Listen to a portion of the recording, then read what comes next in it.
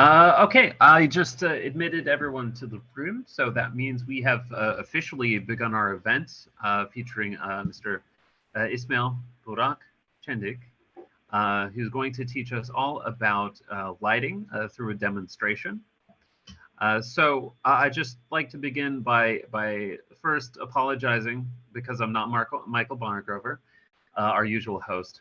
He was delayed in Venice, where he was at the Venice Festival, the film festival, representing Immersive, of course, but also making strides within VR because, yeah, he's working very closely with some people there.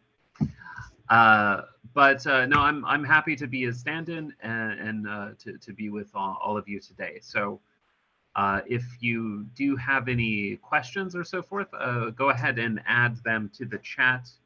And if necessary, I'll have Ismail pay attention to those questions. Sure. And yeah, we'll have a wrap up at the end of the session also. So if you have any questions that can wait, I'll ask those too. Yeah, so I don't know what else to say. So I'll just introduce the man himself.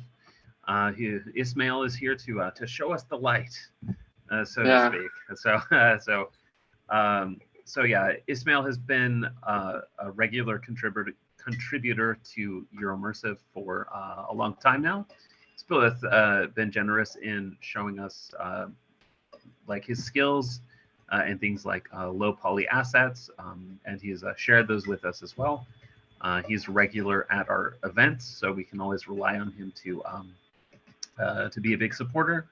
Most recently, just a week or two ago, he was a presenter at the Immersive Research Showcase in Altspace, and that video is now up on YouTube for those who want it.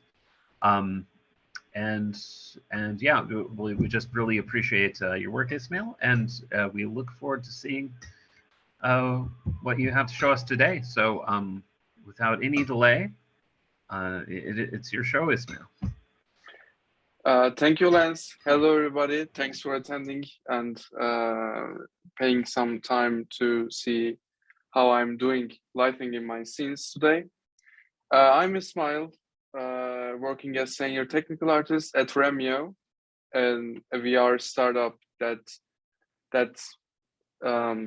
lets people connect and team building activities to do in VR, in metaverse, I mean.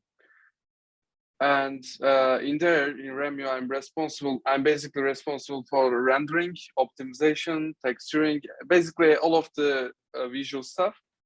So for today, as of our topic is best practice of lighting in VR, today I'll be more focusing on VR related lighting, scene lighting stuff, and scene building.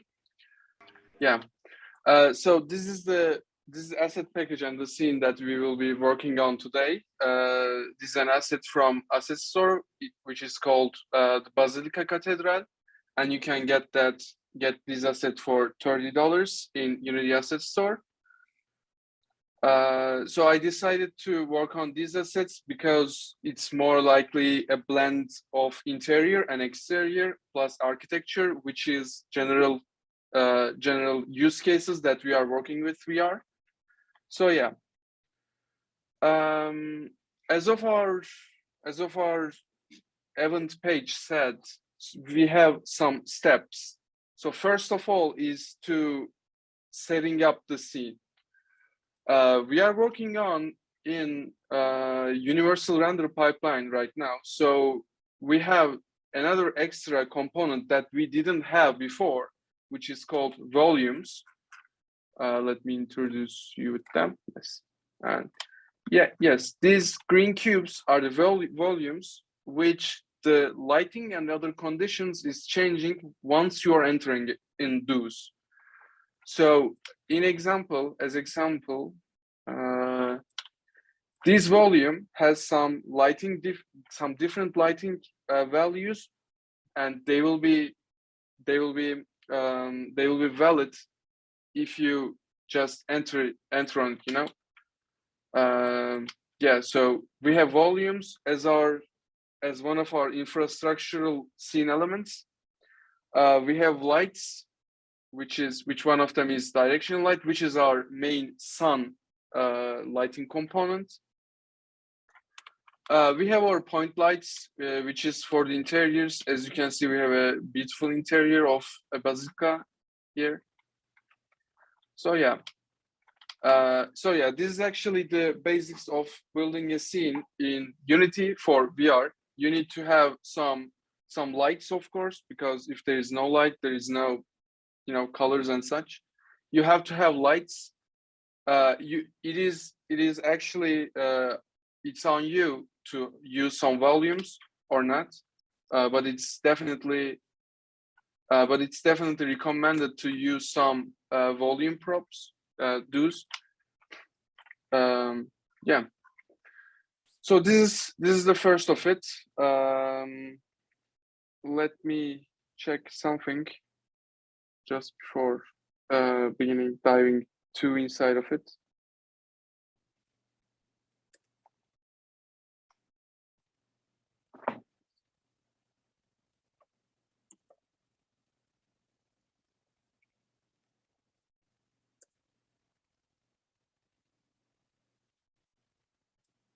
So yeah, these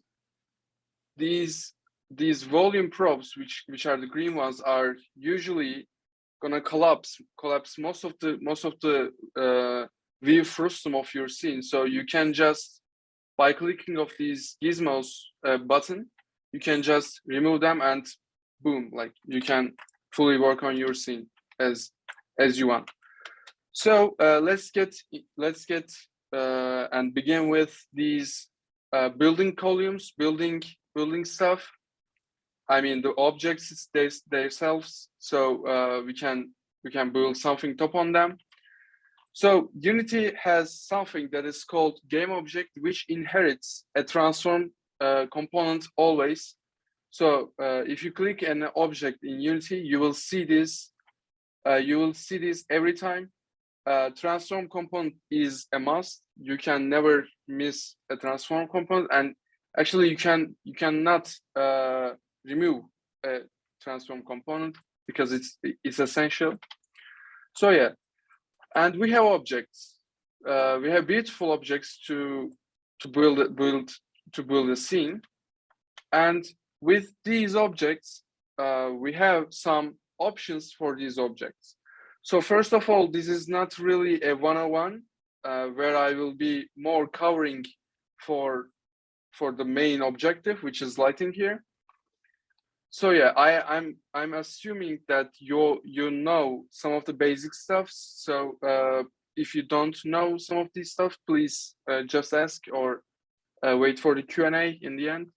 So yeah, so game objects has their own flags, which one of them is static flags, and you can see some static flags that lets Unity to know if this object is moving, or if it's like a visual blocker or if it's a visual blocker affecting, or is it an artificial intelligence can move top of it, this kind of stuff. But yeah, we have a small checkbox here in the top right hand. We more likely to mark most of these as statics most of the times, but there are some small lines where you need to modify and or adjust them to have the effect that you are trying to get. So yeah, this is quite big scene to light within an hour and 30 minutes, half an hour, I mean. So I will be more likely to cover some parts of it and just leave the rest. Yeah, so let's begin with our static options. If you mark an object static, I mean, if you just click here, these all options will become true at the first time. So we have some options here. Let's begin with them, and I will be covering lighting related stuff here, lighting related options here. So contribute GI, this is one of the crucial options that you need to tick if an object has to be calculated for the lighting computation. So if you want an object to emit light, just drop shadow or get shadow, you are most likely to tick this one. So we have occluder static and occludee static. These two are distincted from each other, and they are actually built for the occlusion calling, which is the method that we are using for some optimizations. And for those who don't know what an occlusion calling is to not draw any object that is behind a wall or a visual blocker. So imagine you have a wall and you have an object just right behind of that wall, and you are seeing the wall, so you don't have to draw the object behind the wall. So you are just gonna call it, and this is what we are calling occlusion calling. So occluders is actually the visual blockers, and occludees are the objects that are being blocked, like that are being called. So what you need to tick as an occluder is the essentials of an interior, essentials of the world itself. Like you cannot make this false for walls, for floors, and such. So if there is objects that you are seeing always, you must tick these occluder statics. But imagine you have some small props like benches, like some pots laying around. You can make them occluder static. I mean, you can mark them as non-occluder static. So like this. So yeah, this is the distinction between occluders and occludees. So we have batching statics. Batching is something different that we are using in rendering. We have navigation static for artificial intelligences to walk around. This is not really being used for VR most of the times. So reflection probe static is just another thing that is marking an object to static once the reflection probe baking is valid. So yeah, this is basically our static options we have. We are more likely to select between these two. So we have occluder static and occluder static, which I have already covered. So yeah, let's get on the next step, which is the mesh renderer options. So an object that is being lighted, like that is taking light, is most of the times done via mesh renderers. So yeah, here we have some options for mesh renderers, which one of them, like the essentials, those all are actually essentials, but we have materials. Materials actually the information of an object itself. Like imagine if you're gonna throw some wood texture, if you throw some wood textures here, you get wood. If you drop a solid color, you get solid color, etc. So yeah, this is materials. Here you can select an object to cast shadows or not. We are most of the times more likely asking our objects to cast shadows because that's how the world works, you know. So you can make this off. If your object is one-sided, like this simple quad here. So see, this is a one-sided object, which means it is not valid from the other angle. That's the exact same opposite stuff for the casting shadows. Contribute GI is what we are already covered. As you can see, if you click on this, the contribute GI tick will be immediately being opened.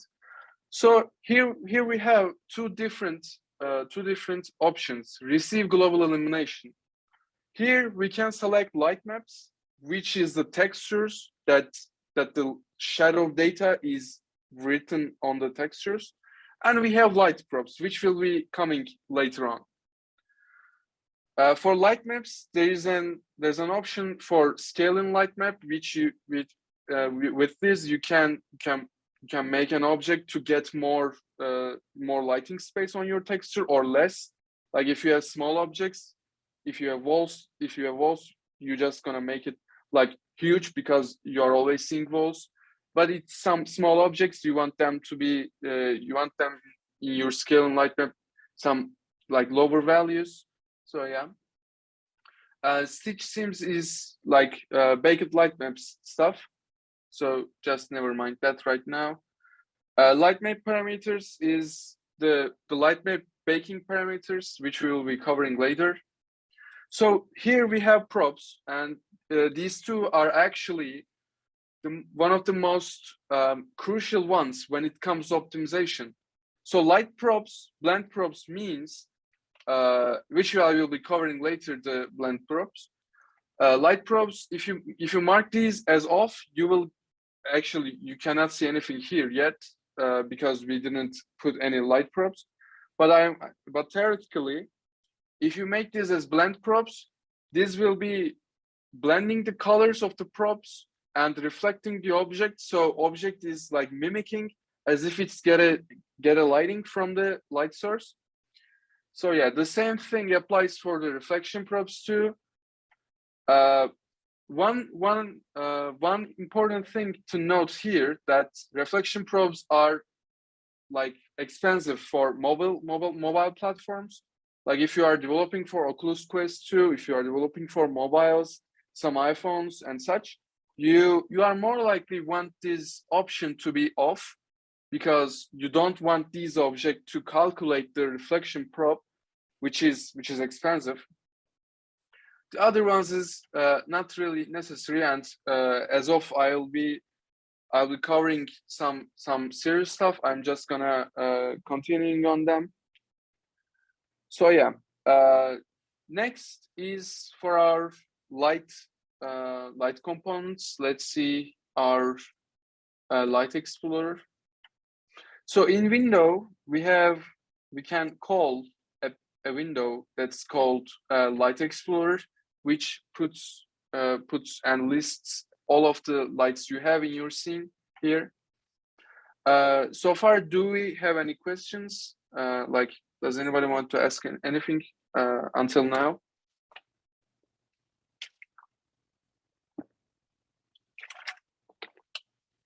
Okay, I assume that there is no questions. So here we have Light Explorer, where you can select and see lights and their types, their shapes, modes, colors, intensities, and other options. You have one here for reflection probes, light probes, and static emissives, which we will be covering all of those later on. So let's begin with the essential lighting source, which is the directional light. Let me open Gizmo. So yeah, so this is the directional light, the sun of the scene. You can make this as how do you want, like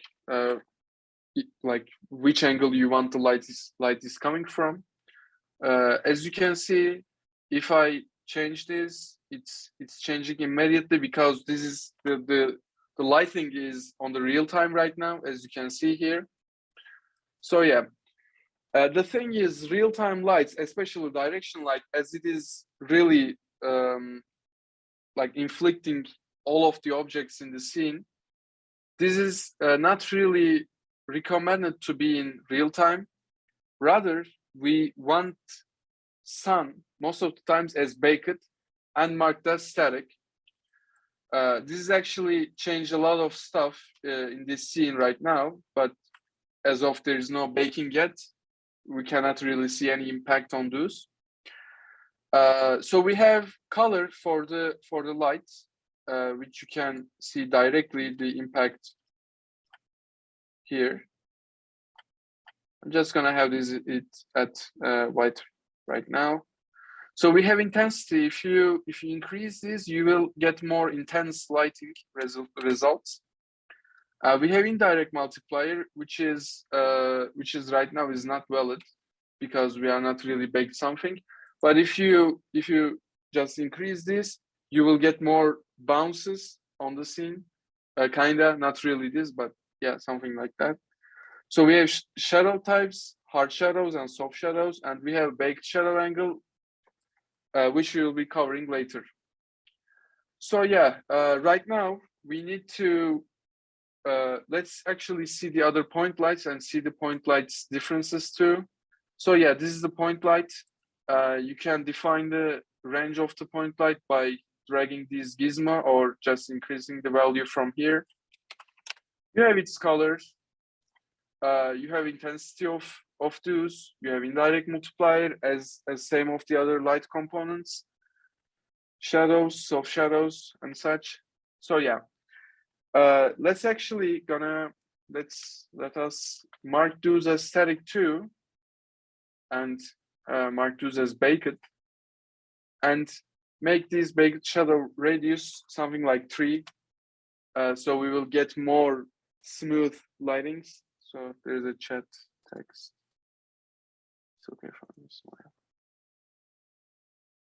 Wow, okay. Yeah.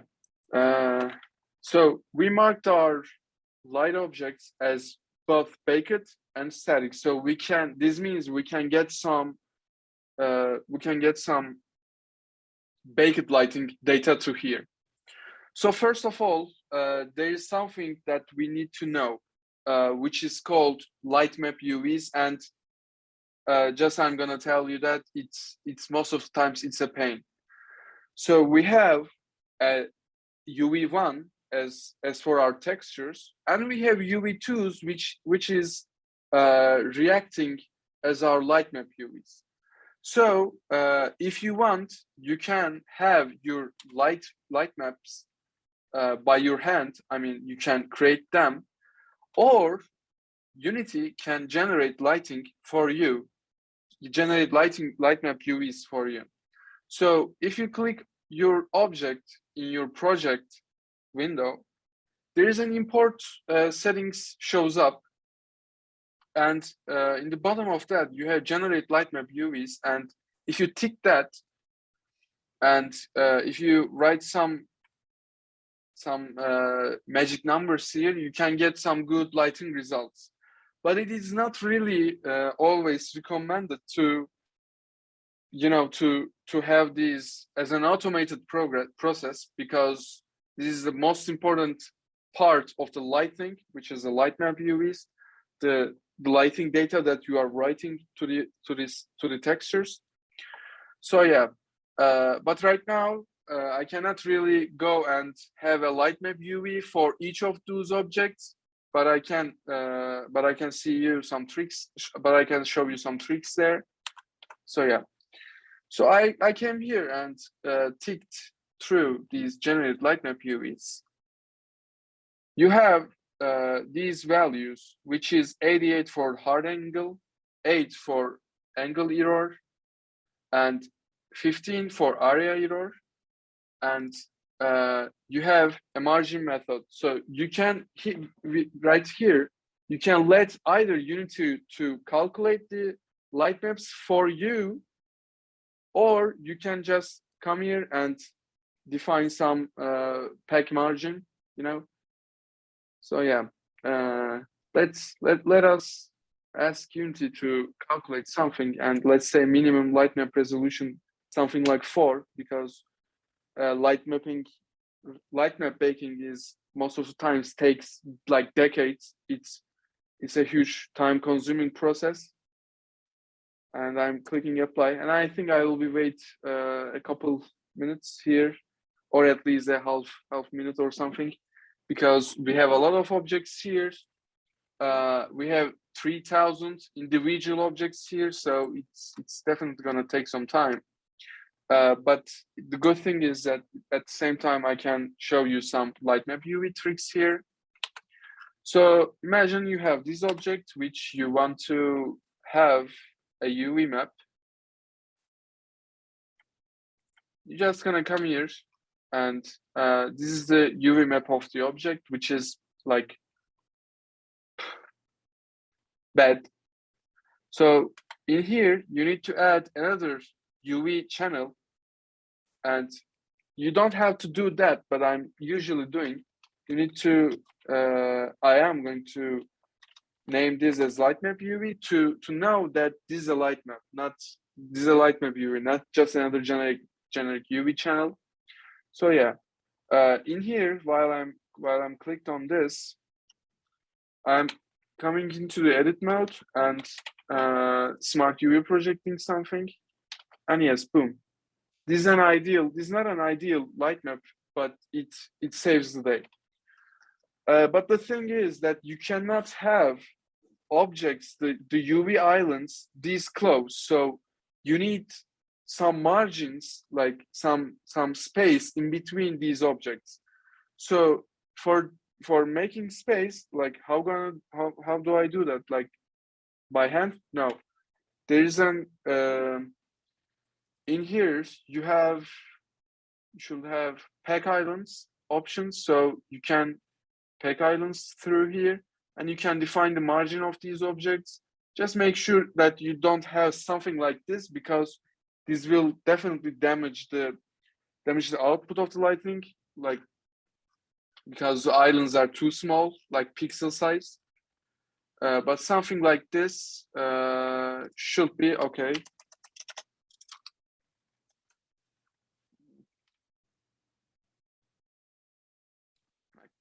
This is most of the times, this space, like 5 pixels, 7 pixels, most of the time is kind of okay. Just know that you need some margins, some offsets between each UV shells. Actually, there are some UV packing solutions in the market that you can find, and I'm actually using one of them, which is called UV Pack Master 2. I think you can get these assets on Blender Market for $30 or $15 or something like that. So in here, you can have your presets too.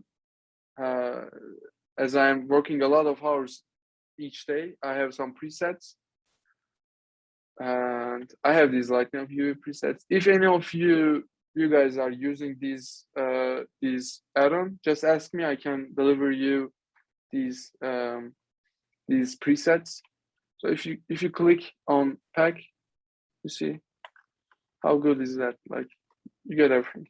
Just, yeah. Let us see if Unity finished itself, and yeah, it seems it finished. Okay. So yeah, this is actually the Lightmap UVs. The core things here that you need to know is you need Lightmap UVs. You need some pixel offsets, some offsets between each UV island shells in Lightmap UVs. Yes, this is actually the main thing here. So let's hop off on the next one, which is reflection probes. So if you come here and create a reflection probe through light, subselection, you will be creating a reflection probe here. So what is the reflection probe? Reflection probe is a texture that gets the environment and applies to the surface of the smooth and metal objects. So just let me demonstrate this quickly to you. If I create a cube here, and if I make this cube inside of this reflection probe, and if I bake a reflection probe here, which is actually baking right now.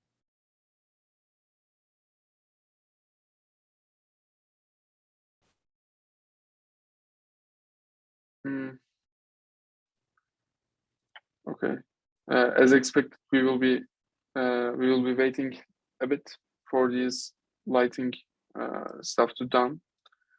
But in the meanwhile, I can create a material that has some metalness on it, so you can see the reflection of the object.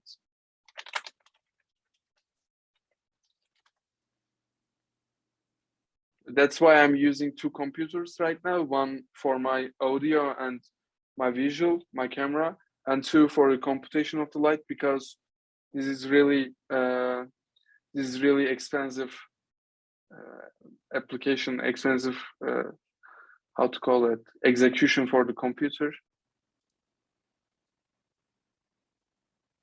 So yeah, it should be done within a few seconds. Yes. So as you can see, if you create an object and give it some metallic properties, and if you put that object into some reflection probe, you will get this. You will get these nice reflections on the surfaces. But this object is not the best object to demonstrate this. So let me create a simple sphere here. So yeah, as you can see, it captured the environment and just reflecting on this surface. And you can always play with these values in here. Yes, that's where light probes and reflection probes comes. Like if you off these object, like if you mark these mesh renderers reflection probes to be off, rather to be blend probes, you will get no reflection probe effects, but the sky. So we always have a sky. Reflection probes are just placed to the places, like placed to certain surfaces where you can get reflection from. So yeah, actually you can name. You can see reflection probe has some static here. Like only this object has reflection probe, not this has contribute GI, so it's calculated. This object has no reflection probes right now, so it is fallbacking the reflection probe to sky.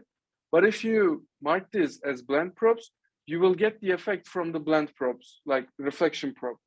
So yeah, and this is the reflection probes. More than one reflection probe is not kind of allowed in universal render pipeline. It is actually allowed, but only one reflection probe at the same time can be calculated and blended in between. So it is not really recommended to have more than one reflection probe per scene, but it's okay to have multiple ones everywhere, but it's not really recommended because you cannot really blend them.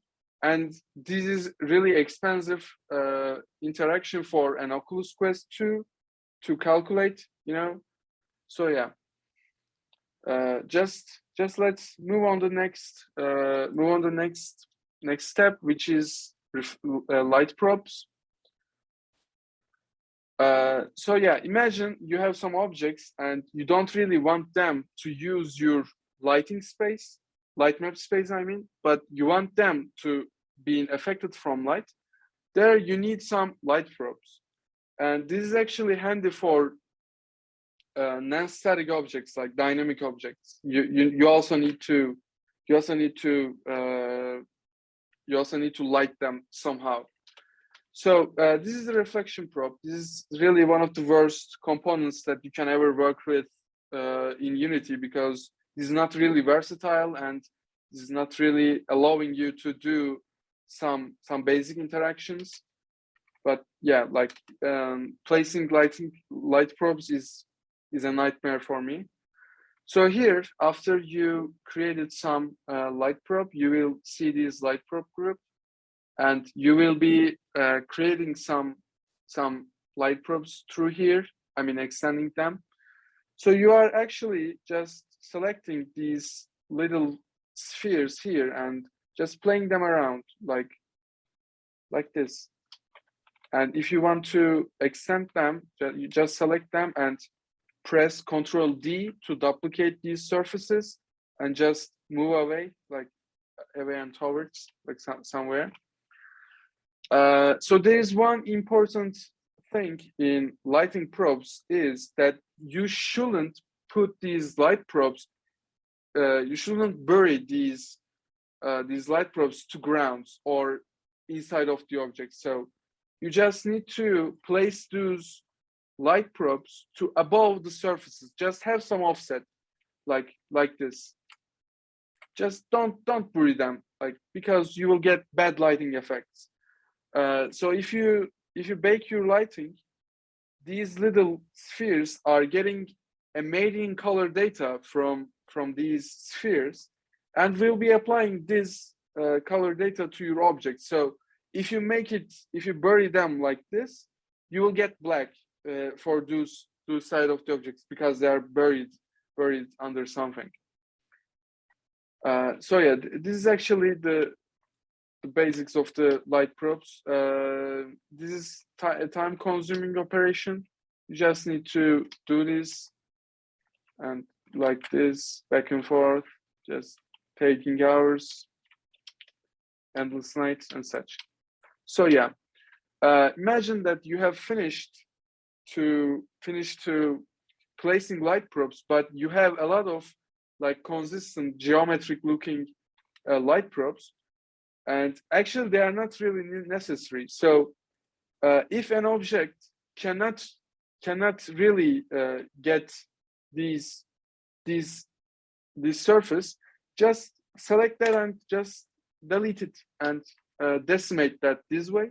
So you will be able to spend more resources to the places that you are really making your objects to be interacting with. So imagine you have a light probe here, and you know that a person and or a character or an object never go here. Just click on that and delete it. So you will have more resources. You will have more resources to put to the surfaces that are needing them. So yeah, and this is the basics of the both probes, reflection and light probes. Are there any questions regarding to those two probes, because they are the essentials of the lighting here?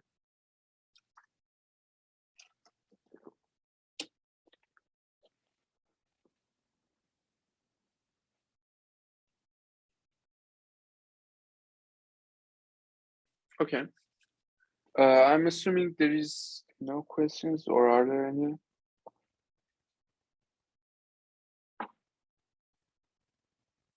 Okay. So let's move on to the next topic. I know this workshop is going pretty intense with technical things and back and forth, something like that. But yeah, that's what I'm working on. So as I said before, we have materials, and each of those materials are containing at least one shader. And as of we are on universal render pipeline, the default shader type is lit. Universal render pipeline lit. You can see it here. But lit is, most of the times, it's expensive. You cannot really so in here, imagine if you don't really want to use these metallic properties, like imagine a plastic that you don't really, most of the times, like a matte plastic, you don't really use like smooth, like metallic most of the time. So you can fall back to the simple lit as an alternative to the lit. And simple lit does not have any calculation for reflection probes and metallic and smoothness, so no reflection calculation. So it's way more cheaper than lit shader. So yeah, we have surface types here. You can make these objects either transparent or opaque, and you can ask this object to only render back faces, so you will be able to see these from the outside of the surface, like this. Like we are in the inverted, like we are in the opposite view of the surface right now. But you can have them on the front, which is the default, and 3D world default is front. Or you can ask this object to act and to render both of the faces. So you have this, like you can see the object from this angle and this angle perfectly. But if you mark this as back, you will not be able to see from the other side. And if you mark this as front, vice versa, you cannot see it from the inside of it. So yeah, we have alpha clipping here, which I think these objects, yes, this is alpha clipping actually.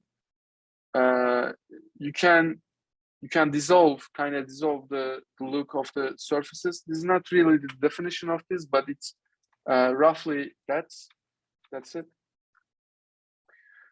You can mark material to receive shadows or not.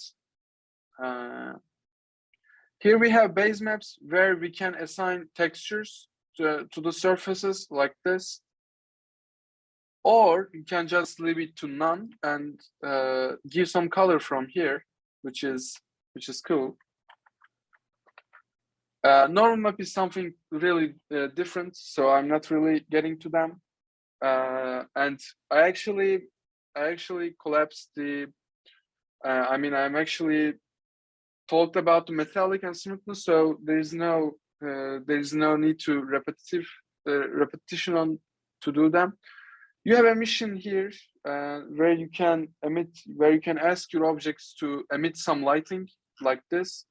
Imagine a neon sign in a bar environment that you are working on. You definitely need one of those, but most of the times you don't really need emissions. Here you have tiling for textures. Like imagine you have this and you want this texture to tile 5 times in the x-axis and 5 times in the y-axis. You can select this. Yeah, this is actually the 101 of these simple lit and shaders of universal render pipeline. Yeah, that's. Any questions regarding to these materials, because they are kind of important and they are defining the visuals. So yeah.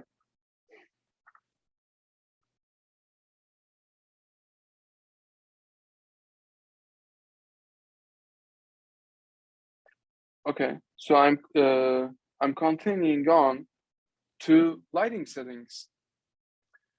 So in window you have lighting in the rendering. Sorry, Ismail, we got a question. Where? I didn't saw that.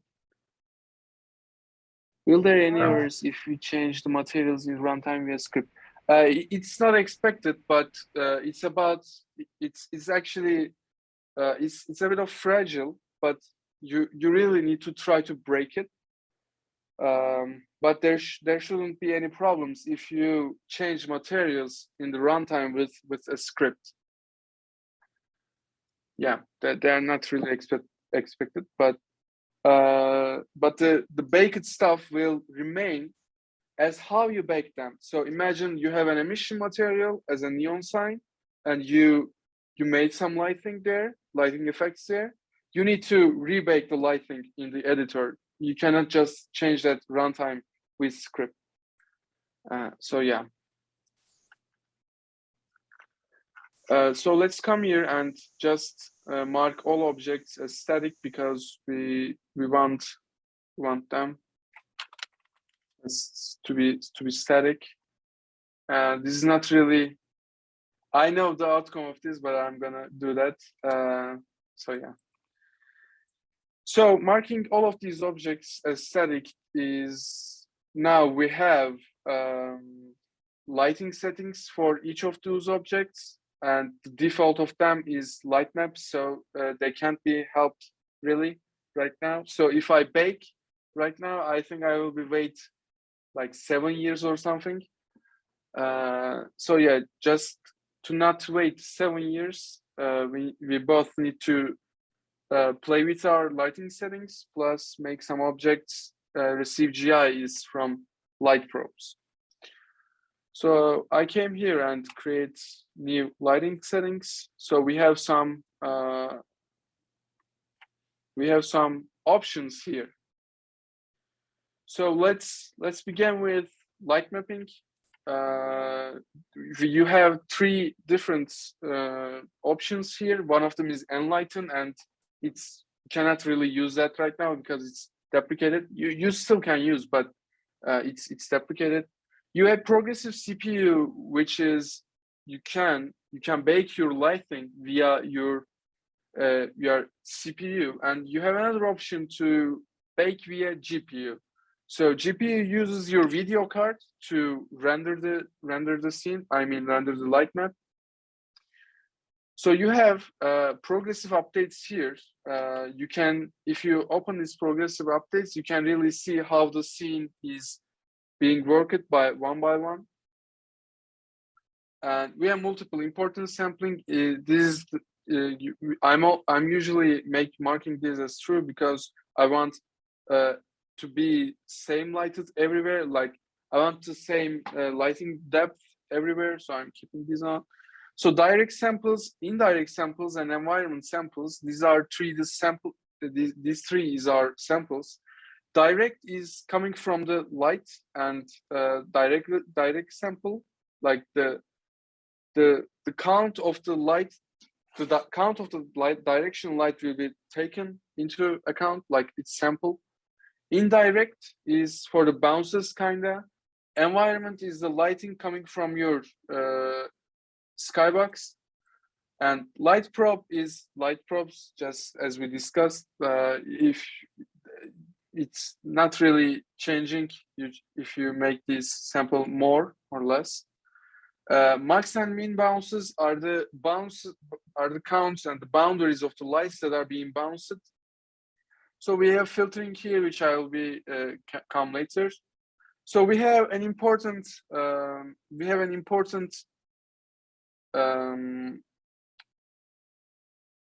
option here, which is texels per unit. So this means per unit you will have 40 texel resolution for each meters. I mean, so this is way too big. Like this should be decreased something like 4 right now, but in the end you definitely need something like 20 or something if you want to get some good lighting results, because if you increase this you will get more soft and good lighting, and if you decrease this you will get bad because the resolution is gonna mess up, back and forth. That's it. So Lightmap padding, this is 2 by default, and I'm recommending to use that 2 by default, but sometimes you need these to be more increased, because as we discussed earlier, you need some paddings between these Lightmap UVs of those objects. So 2 is okay right now. Maximum Lightmap size, you are more likely to want this to be like 1K or 2K. We are more likely to want our scenes to use less light maps, because light maps that are different, light map textures that are different needs another batch for the render, and it's expensive. It's really hard for computer to calculate them. Like it's not really recommended. By the way, by expensive and cheap, I'm meaning the usage of system resources, not the money or something else. So yeah. And compressed light maps, I'm usually having these as false, because later on I will be compressing my light maps. You have an ambient occlusion option here, which I like, and ambient occlusion is the self-shadowing of the intersected surfaces. So most of the times you want them. And max distance is 1 meter, and direct and indirect contribution, those are the values taken into the ambient occlusion calculation. Yeah, directional mode. If you make this directional, you will get more textures, so it's not really wanted, let's say.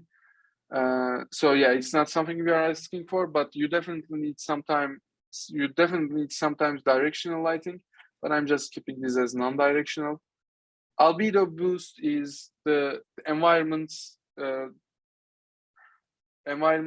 lighting boost on the surfaces, and in the indirect intensity is the self-shadowing on the surfaces. So you always want this above 1. So Lightmap parameters, most of the time I'm using this as high resolution, but you can create your own rendering. Oh, 5 chat messages. Okay. So let's go here, and there should be some option to create Lightmap parameters. You can name something here, and you have your resolutions and stuff here. Yeah, what I'm usually changing in here, most times I'm changing these backface tolerance, because you want this to be, sometimes you can get tiered out light maps, and you don't really want to have them most of the times. And there's another option that's called limit light map count. So imagine you want 3 light maps for this scene. You just come here and just say here 3, and it constrains itself to 3. So yeah. Okay, maybe let's bake our lighting, but I'm not really expecting good results, because this is in 4. And I don't really need these amounts yet. So yeah, let's click on this. I don't know what's gonna happen, but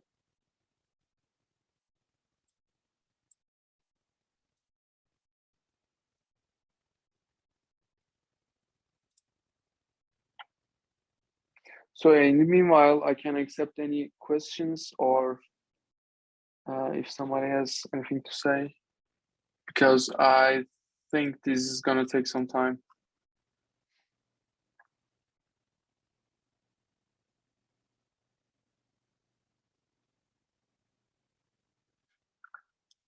So yeah, we are seeing our scene is being light mapped.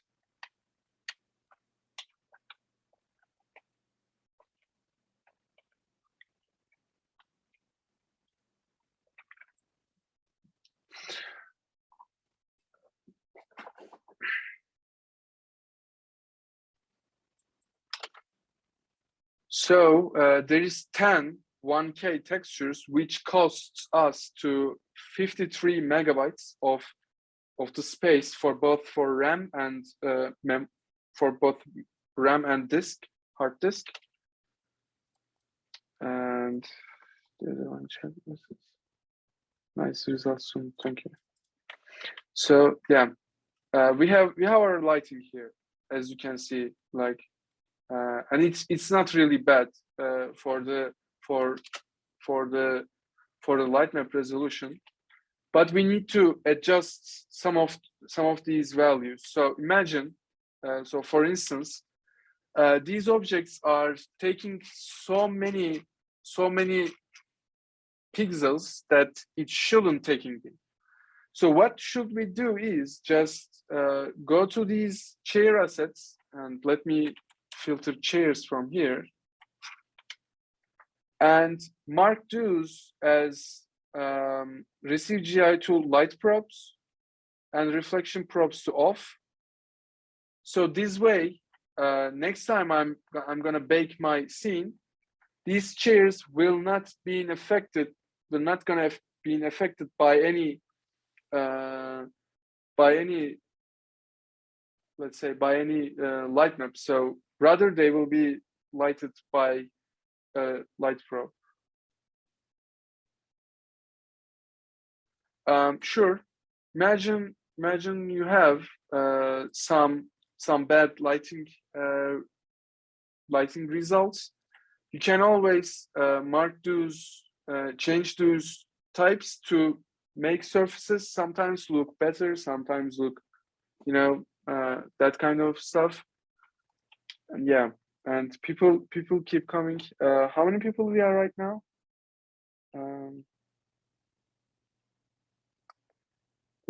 16 people. That's good. That's good amount of people here.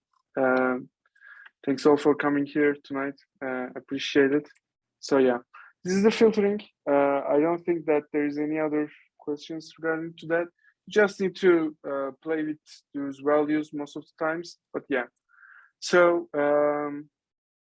let's continue on. Let's continue on our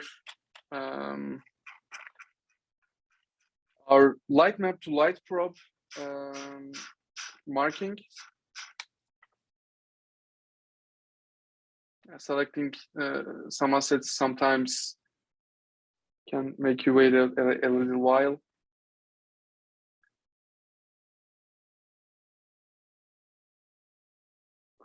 Okay, just take your time, but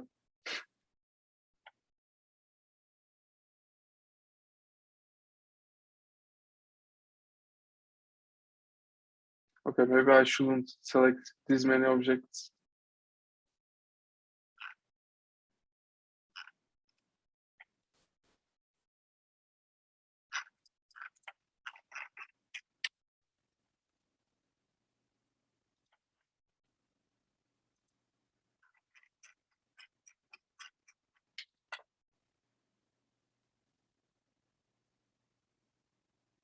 So yeah, I'm marking those as light probes, so they're not gonna use any light maps, which is good, and they will be lit from some reflection, some light probes.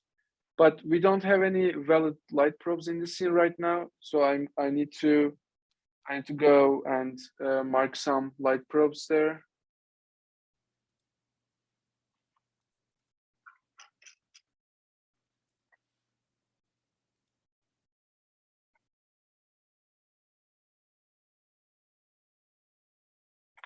So yeah, and since the beginning I didn't save my scene, so I need a save scene.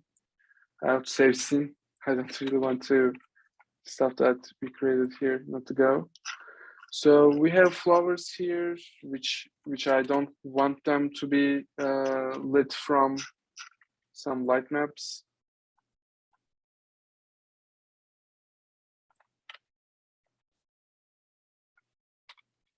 So yeah.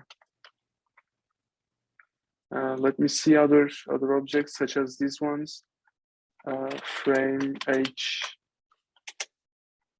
So yeah, most of the times I just want my grounds, like want my walls to be lit from some light maps.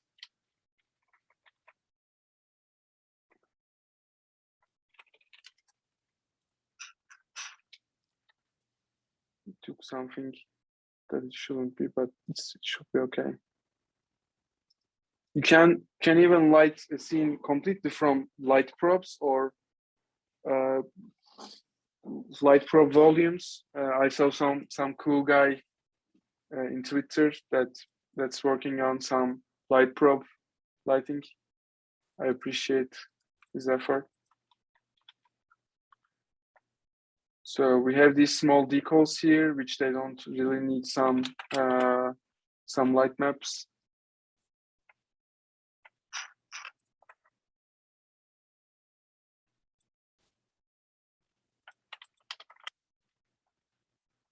Hey, let's see an interior. This is not really bad, but this is okay. Like it needs some iteration there, but yeah. Okay, let's maybe rebake and see what's going on. It was actually I need to create a lighting probe here first.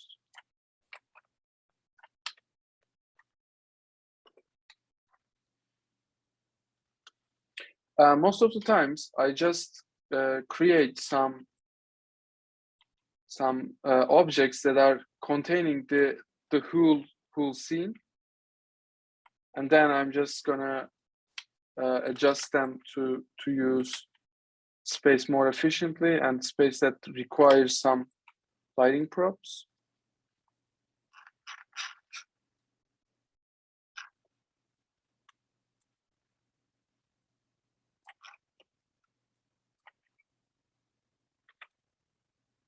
So yeah, imagine this is our base.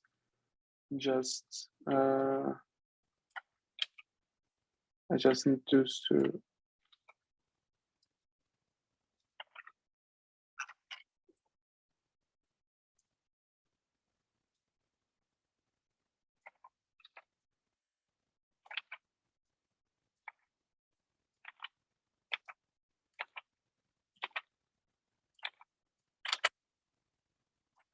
yeah, as I said before, that I don't really need these surfaces, these extra subdivisions of the light probe volume. So I'm just gonna delete them. No problem. And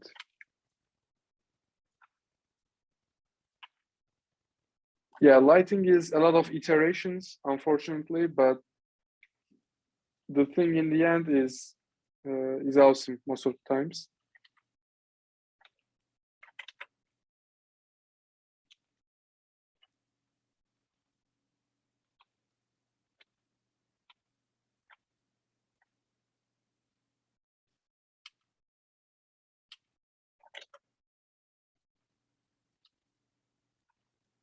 Yeah, this should be pretty okay, and this is how it looks right now. This is a lot of space that's none required, so just let me delete them. Like decimation, just kill something.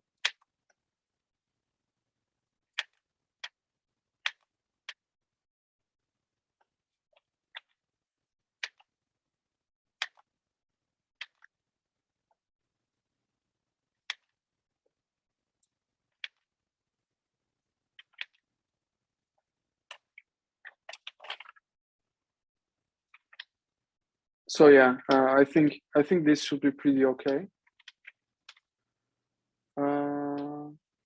So let's see these small objects.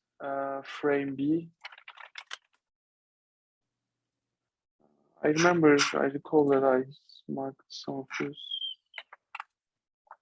Okay, these all already using light probes. Make sure. Okay, this is using that too. Okay, let's bake and see how it looks like.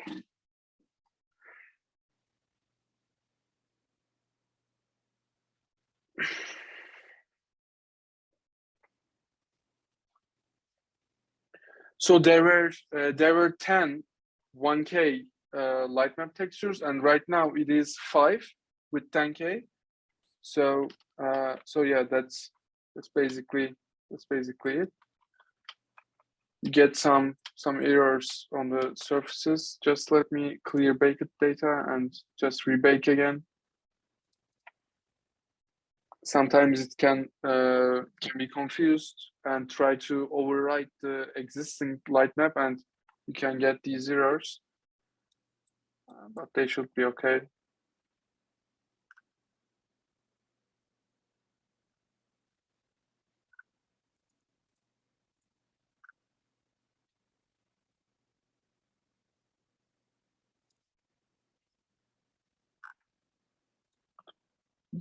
Yeah, filtering should be auto, sorry.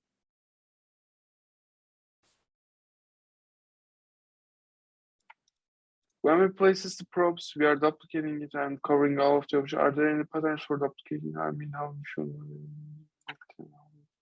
it's duplicates. So I don't know if you were here once I first began talking about the lighting probes, but you need to place light probes above the surfaces, so you don't want them to be in the in the surface itself. That's one. The two is, most of the times you just really need lighting probes to the surfaces that there is some lighting transitions. So imagine you have a wall like this, and you have a let me just show through this one. So imagine you have a light coming from here, and you want your character to change its lighting condition, lighting surfaces from A to B, like a more darker color from a more brighter color, because if you are in shadow, you should be the object itself should be dark. So you are more likely want your objects to be placed in these intersections of the surfaces. So like in between the shadow lines and shadows and brighter areas. So what I did here with my lighting probe is just a generic lighting strategy to only to get some colors from the surface. So yeah, this is not really the best light probing here, but that covers something. So let's see why this object is black, because it's using light probes, and all of the lighting probes that are placed that are taking calculation from this is placed inside of the surfaces. So this is actually a good example of what you are asking. As I said, you shouldn't be putting your light probes to the surfaces, but above surfaces. You don't need anything inside of the light probes, like inside of the object itself. But it's okay. I'm just here to show the basics. So, yeah. And this is not an asset that I did or that I worked before. So you just really need to know what you are dealing with. I don't really know what I'm dealing with right now. Just saw an asset, just bought it, came here. But the thing is, the idea is always the same. So yeah. Maybe we can play with these min and max bounces, something like 8 to minimum to 4. So this way we will get 4 times more. Thank you, Mustafa. More bounces on the surfaces. So yeah. Actually, I also need to increase my samples, but I'm just afraid that it will be using a lot of system resources. So yeah. This object is a door, and it's okay. So yeah, this is another example. Like we have these light probes here. We have the objects that is taking light probes from this object is too many, too many dark, too much dark. So yeah. So let's have a look to the interiors some more, because we pretty much covered the outside, but nothing has been done in the interior yet. Yes, this is actually again the placement of lighting probes. So a lighting probe is being placed really close to these lighting source, so it's like fully bright, and that's why these objects is looking really bright. You need to carefully place your Mustafa, your answer is coming again. You need to put your light probes with care. You need to care how you put them. Like they should be, as I said, not too close to any lighting source, not really far away from a lighting source, etc. But the thing is, like as I said, you need to place them carefully. So let me fix those quickly. I want some median colors that are coming from the surfaces. So yeah, no real light. I don't really need some light probes that are placed to really near to the lighting sources.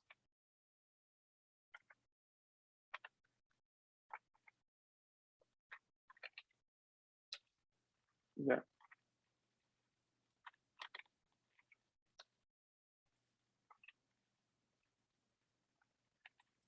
Okay, why this object is so bright is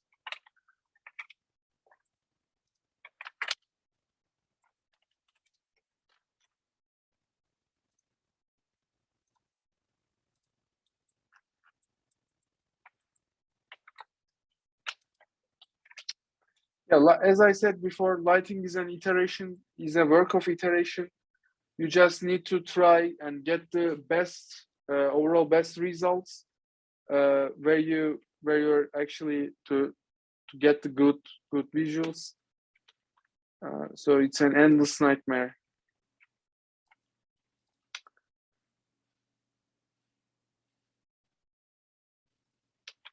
Yeah, I think I should rebake again, and I will get rid of these bad colors,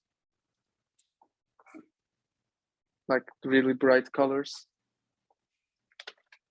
And yes, and this is just an okay. Like this looks okay.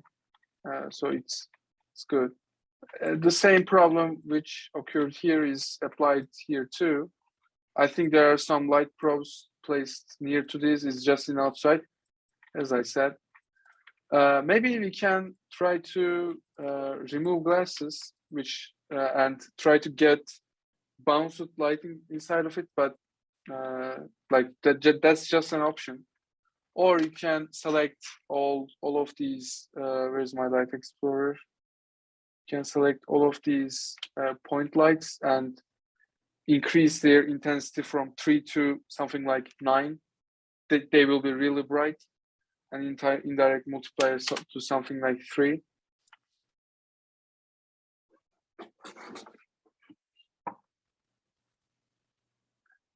Yeah, we are getting some more bright results as expected inside.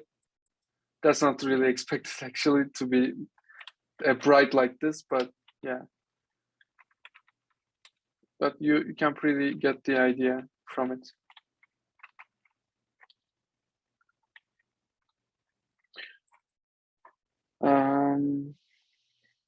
So this is how we are baking our lighting in the inside of the Unity. I covered both the vegetation here, like we have vegetation, light mapping, and lighting. We have indoor and outdoors, and actually we kind of have like anything that we want here. So yeah, so other step here is these light maps are actually taking my 26.700 megabytes here, like, and I mean 700 kilobytes. And actually this is a bit a lot, but it's okay. It's okay. It's lighting, it's light map, this is what makes a thing aesthetic. So you need to pay some system resources to this lighting stuff. So you came here, you select all of those textures, and you can actually compress these textures for individual platforms. Like imagine you are working on an Oculus Quest 2 games, which is an Android. You can compress this with something like this, ASTC 808X8 blocks with best something like that, or you can compress this with Crunch or a usual compressor or stuff. Yeah. This is a thing. So let me compress these textures, and just if you are compressing your textures, expect some visual tearing, some visual bad visuals, because this was 26 and now it's just a 6. So you gain 20 megabytes, but you lose this, you lose beauty. So that's expected, as I said, but just keep light maps as how they are, and they should look fine. Like just see the difference here. This is high quality compressor, which is 6 megabytes right now, but looks like bad, like looks bad. Let's try low quality. Still acceptable. I don't think this is 6 megabytes right now. Yeah, each of these textures is one. Okay. So yeah. So I'm kind of done for today to showing my my stuff. So we have covered scene setups, like static options on the object, mesh render options, some lights parameters, lights properties, some Lightmap UV stuff there, some reflection probes, some light probes, and their respective placement. Some shaders on universal render pipeline lit and simple lit, some lighting settings, light baking and Lightmap texture optimizations lastly. So this is pretty of me. Thanks for watching and being here. Let's do a Q&A. Yeah, thank you, Ismail. No, that was a lot to cover in just one session, and I said it in the comments, but I would highly recommend rewatching everything, just because there's so much to cover. Because like as soon as you see something shown to you like that, you want to like try it out as soon as possible. So like watch the video, pause, try a few things, and then come back. Try again. But yeah, does anyone have questions for Ismail?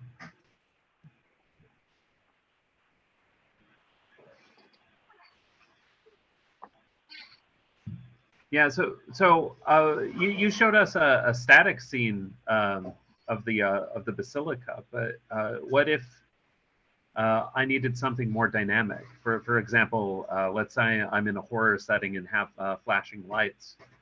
Are there any different rules or methods that apply?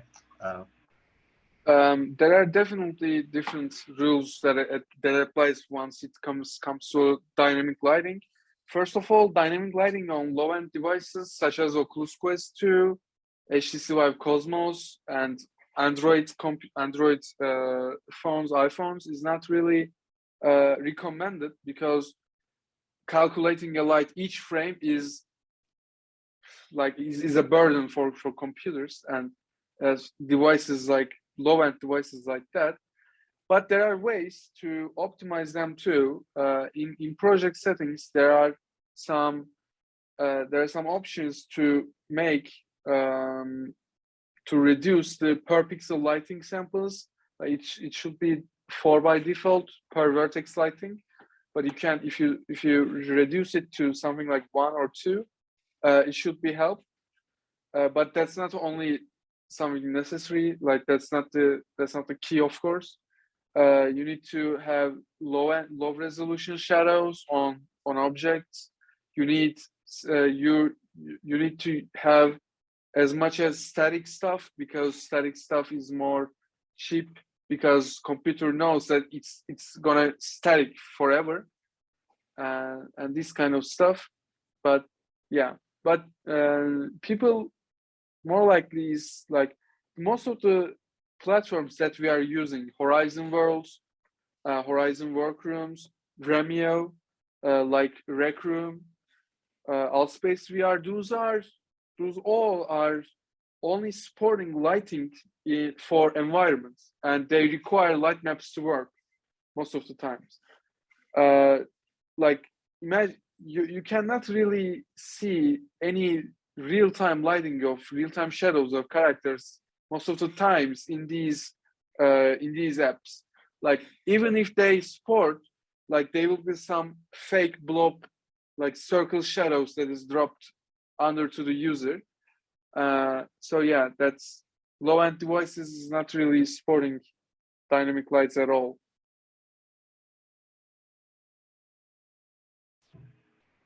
No, thank you, Ismail.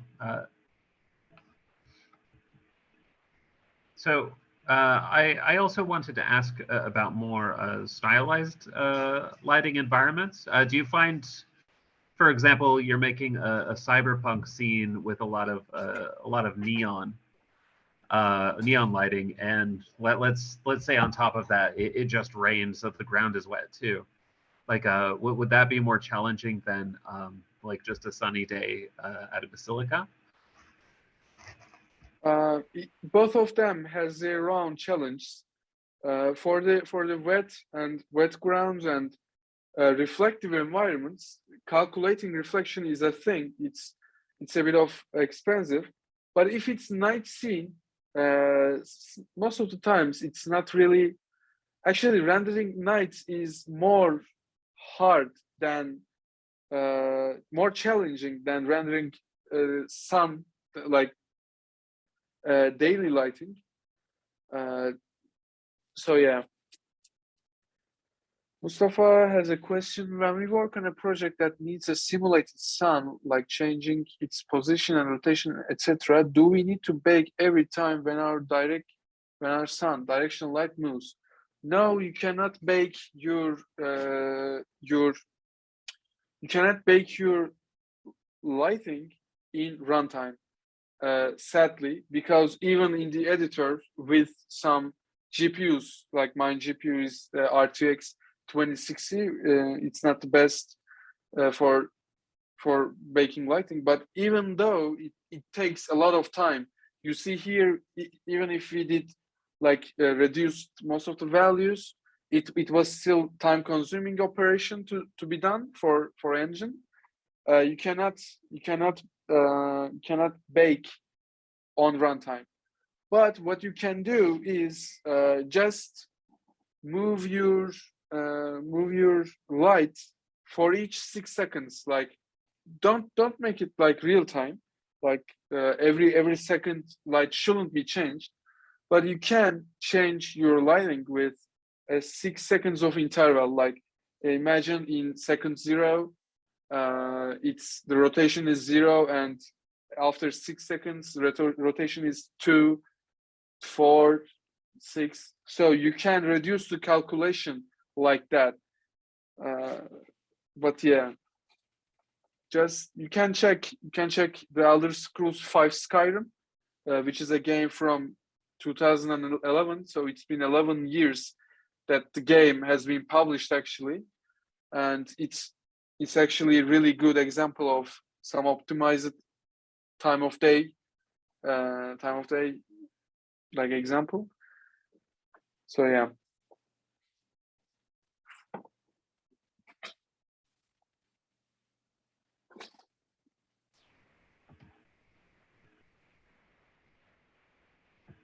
Okay, so as people are thinking of their final questions, what do you want to tell us about yourself professionally, Ismail?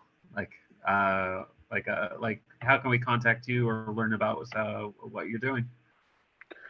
You can find me on LinkedIn as writing Ismail Çendik, or you can email me from this email,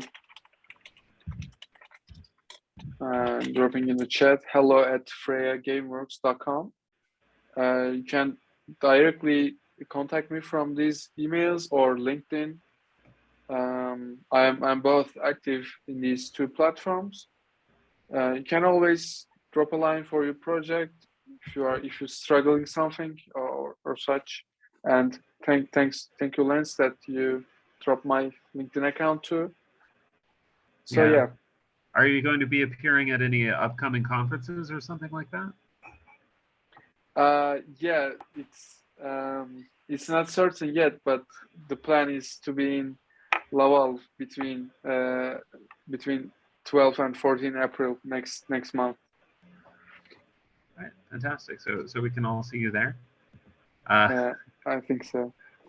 So yeah, if no one else has an immediate question, yeah, it's been about the scheduled 90 minutes. So we can pat ourselves on the back. We're on time. So yeah, I just want to say thank you once again, Ismail. I'm going to go back and watch this and try some things personally, and I'm sure everybody else will do the same. So remember, if you do publish a work using this information, be sure to offer Ismail a special thanks to your published work. Yeah, thank you everybody for joining us today, attending this event. I hope you liked it, and you can always contact me from the links that both Lance and I have been supplied. Yeah, and we'll share the YouTube link soon, like within a week, we'll say, so you can go back and watch easily, because I'm sure we need to. So, all right. So, Ismail, you're the host, so it's up to you to close the meeting, I guess. Okay, then see you everybody. Take care and bye bye.